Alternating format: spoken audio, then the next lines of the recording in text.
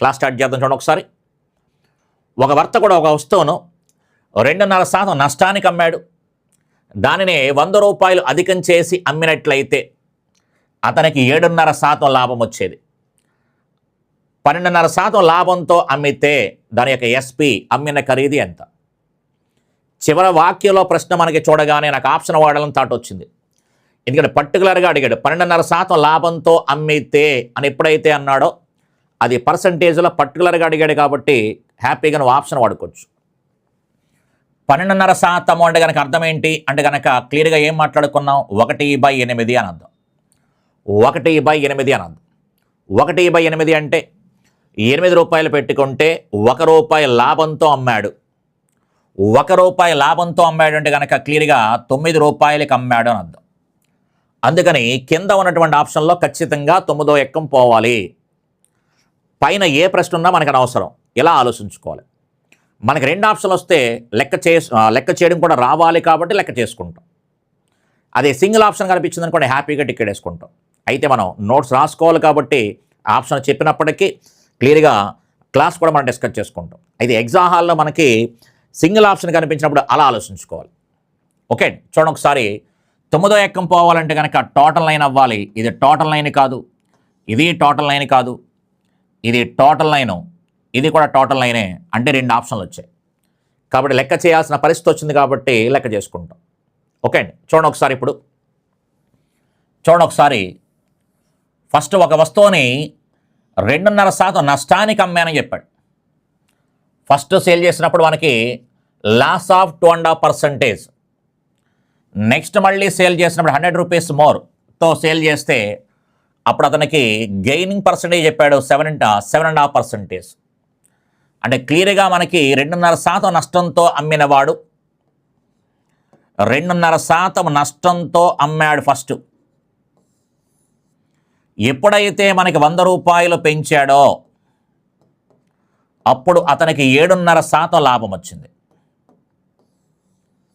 ఎప్పుడైతే 100 రూపాయలు పెంచాడో అప్పుడు అతనికి 7.5% లాభం వచ్చింది అని చెప్పచ్చు. దీన్ని మనం క్యాజువల్గా కూడా మాట్లాడుకోవచ్చు. ఏంటది అంటే కనుక 2.5% నష్టము అంటే కనుక అర్థం ఏంటి? ఏం డిస్కస్ చేసుకున్నా ఒకసారి ఆలోచించండి. 2.5% నష్టము అనగానే క్లియర్గా మనకి అంటే 10% నష్టము అనగానే 90%కి అమ్మాడు అని చెప్పాను. అలాగే ఇది కూడా మనకి 97.5%కి అమ్మాడు. మొదటిగా అతను నష్టంతో అమ్మినప్పుడు 97.5%కి అమ్మాడు. రెండవసారి లాభంతో 7.5% లాభం అన్నాం కాబట్టి 107.5%కి అమ్మాడు. అంటే క్లియర్గా గమనించి ఒకసారి. ఒకప్పుడు 97.5%కి అమ్మినటువంటి వ్యక్తి ఇప్పుడు మనకి 107.5%కి అమ్మాడు అని చెప్పాడు. ఒకప్పుడు 97.5%కి అమ్మిన వ్యక్తి ఇప్పుడు మనకి 107.5%కి అమ్మాడు అంటే కనుక ఎంత శాతము పెంచి అమ్మాడు? ఎంత శాతము పెంచి అమ్మాడు? క్లియర్గా ఎంత శాతం పెంచి అమ్మాడు అంటే కనుక 10% పెంచి అమ్మాడు అని చెప్పచ్చు. అంటే పెరిగినటువంటి శాతము 10% అని అర్థం. పెరిగినటువంటి శాతము 10%. అందుకని మన ప్రకారంగా 10% పెరిగింది. ఆ ప్లేస్లో వాడు 100 రూపాయలు అని చెప్పాడు. పెరిగినటువంటి డబ్బులు ఎంత అంటే 100 రూపాయలు. మన ప్రకారంగా పెరిగినటువంటి శాతం ఎంత అంటే 10%. అందుకని 10% 100 రూపాయలు అయితే వాడు అడిగిన ప్రశ్న 12.5% లాభంతో అమ్మండి అన్నాడు. 12.5% లాభం అంటే 112.5% ఎంత అని ప్రశ్న అడిగాడు. 112.5% 112.5% వాల్యూ ఎంత అని అడుగుతున్నాడు. క్లియర్గా ఇక్కడ మనకి 0 పెరిగింది అంటే 10తో గుణించామని అర్థం. అలాగే దీనిని కూడా మనం 10తో గుణించినట్టయితే 0.2 ఆ 0 పోతుంది కాబట్టి 1125 అని చెప్పచ్చు. కాబట్టి సమాధానం ఎంత అంటే కనుక 1125, 1125 అని చెప్పచ్చు. ఓకే అండి. గతంలో 2.5%కి అమ్మిన వ్యక్తి 7.5% లాభానికి అమ్మాడు.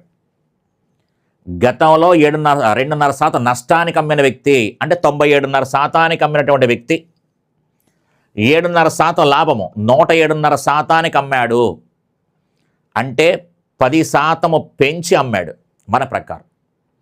లేదు క్యాజువల్గా ఆలోచించవచ్చు. క్యాజువల్గా అంటే కనుక ఇక్కడ 2.5% నష్టపోయేవాడు సడన్గా 7.5% లాభానికి వచ్చేసాడు. దేనివల్ల? 100 రూపాయలు రేటు పెంచడం వల్ల. అంటే 100 రూపాయలు రేటు పెంచడం వల్ల 100 రూపాయలు రేటు పెంచడం వల్ల 100 రూపాయలు రేటు పెంచడం వల్ల 2.5% కవర్ చేస్తూ 2.5% నష్టాన్ని కవర్ చేస్తూ ఎడిషనల్గా మనకి 7.5% లాభం కూడా వచ్చింది. అంటే టోటల్గా వాడు కవర్ చేసిన వాల్యూ ఎంత అంటే కనుక మనకి కవర్ చేసిన వాల్యూ ఎంత అంటే ఇదొక 2.5, ఇదొక 7.5, టోటల్గా 10% అని చెప్పచ్చు. వాడు కవర్ చేసిన పర్సంటేజ్ ఇదొక 2.5% కవర్ చేశాడు. ఇది కవర్ చేసిన తర్వాత లాస్ కవర్ అవుతుంది, ఆ నెక్స్ట్ ప్రాఫిట్. అంటే టోటల్గా వాడు కవర్ చేసిన పర్సంటేజ్ ఎంత అంటే 10%. దేనివల్ల? 100 రూపాయలు పెంచడం వల్ల. అందుకని 10% 100 రూపాయలు అయితే, ఇంతకుముందు వాడు అడిగిన ప్రశ్న కొన్న ఖరీదు అడగలేదు, పలానా శాతానికి అమ్మండి అని చెప్పాడు కాబట్టి 112.5% ఎంత అని ప్రశ్న వేసేసుకోవచ్చు డైరెక్ట్. ఓకే, ఈ రకంగా ప్రశ్న అడుగుతూ ఉంటాడు. ఇదే లెక్కనే వాడు ఇంకొక రకంగా ఎలా అడుగుతాడంటే కనుక మనకి 100 రూపాయలు రేటు పెంచడం వల్ల 100 రూపాయలు పెంచడం వల్ల ఇదే లెక్కని ఇంకొక రూపంలో అడుగుతాడు. 100 రూపాయలు పెంచడం వల్ల 2.5% నష్టానికి బదులుగా 2.5% నష్టానికి బదులుగా 7.5% లాభం వచ్చింది అంటాడు. 7.5% లాభం వచ్చింది అంటాడు. ఎప్పుడైతే 100 రూపాయలు రేటు పెంచాడో 2.5% నష్టానికి బదులుగా 7.5% లాభం వచ్చింది అంటాడు. అంటే 100 రూపాయలు రేటు పెంచడం వల్లే దీన్ని కవర్ చేస్తూ ఇది వచ్చాడు అని చెప్పేసి అంటాడు. ఇలా బదులుగా అనే పదం వాడతాడు. ఓకే, కాబట్టి ఒక లెక్కన వాడు ఎన్ని రకాలుగా డిజైన్ చేయొచ్చు, అందుకని ఈ రకంగా ఆలోచించడం చూడండి ఒకసారి. ఓకే, అలాగే మరో ప్రశ్న కూడా గమనించిన ఒకసారి. ఒక వర్తకుడు ఒక వస్తువును 20% నష్టానికి అమ్మాడు. అదే 100 రూపాయలు ఎక్కువ చేసి అమ్మినట్లయితే ఆ వస్తువుపై 5% లాభం వచ్చేది. అయినా ఆ వస్తువు కొన్న ధర ఎంత? ఇప్పుడే మాట్లాడుకున్నాం. ఎప్పుడైతే మనకి 100 రూపాయలు రేటు పెంచాడో 20% నష్టము అంటే కనుక మీనింగ్ ఏంటి? 80%, 80%కి అమ్మాడు అని అర్థం. ఫస్ట్ వాడు చెప్పింది 20% లాస్కి అమ్మాడు. ఎప్పుడైతే మనకి 100 రూపీస్ ఇంక్రీజ్ చేశాడో ఆటోమేటిక్గా గెయిన్ ఎంత అంటే 5%. అంటే ఒకప్పుడు 20% లాస్ అయినటువంటి వ్యక్తి ఇప్పుడు 5% గెయిన్ అవుతున్నాడు అంటే కనుక మీనింగ్ ఏంటి?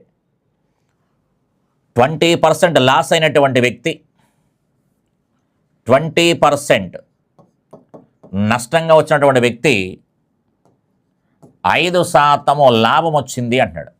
దేనివల్ల అంటే 100 రూపాయలు రేటు పెంచడం వల్ల. కాబట్టి ఈ 100 రూపాయలు రేటు పెంచడం వల్ల ఈ 20% నష్టాన్ని కవర్ చేస్తూ ఇదొక 5% లాభం వచ్చింది. అంటే టోటల్గా మనకి 25% కవర్ చేశాడు 100 రూపాయలు రేటు పెంచడం వల్ల. 100 రూపాయలు రేటు పెంచడం వల్ల 25% కవర్ చేశాడు. అందుకని 25% 100 రూపాయలు అయితే వాడడిగిన ప్రశ్న కొన్న ధర 100% ఎంత అని. 25% 100 రూపాయలు అయితే 100% ఎంత? క్లియర్గా మనకి 25 నాళ్ళు 100 కాబట్టి 100 నాళ్ళు 400. కాబట్టి సమాధానం ఎంత అంటే కనుక 400 అని చెప్పొచ్చు. 400 అని చెప్పొచ్చు అనమాట. లేదు ఇంతకుముందు మనం మాట్లాడుకున్నట్టుగా డీటెయిల్గా మాట్లాడుకుంటే 20% నష్టము అనగానే 80%కి అమ్మాడు. స్టార్టింగ్లో వాడు 80%కి అమ్మాడు. డబ్బులు పెంచిన తర్వాత 105%కి అమ్మాడు. అంటే 80%గా అమ్మినటువంటి వ్యక్తి 105%కి అమ్మాడు అంటే టోటల్గా ఎంత పెరిగినట్టు? 25% పెరిగినట్టు. ఎంత పెరిగింది అంటే కనుక 25% పెరిగింది అని అర్థం. ఓకే అండి, కాబట్టి ఆ రకంగా అయినా ఆలోచించవచ్చు.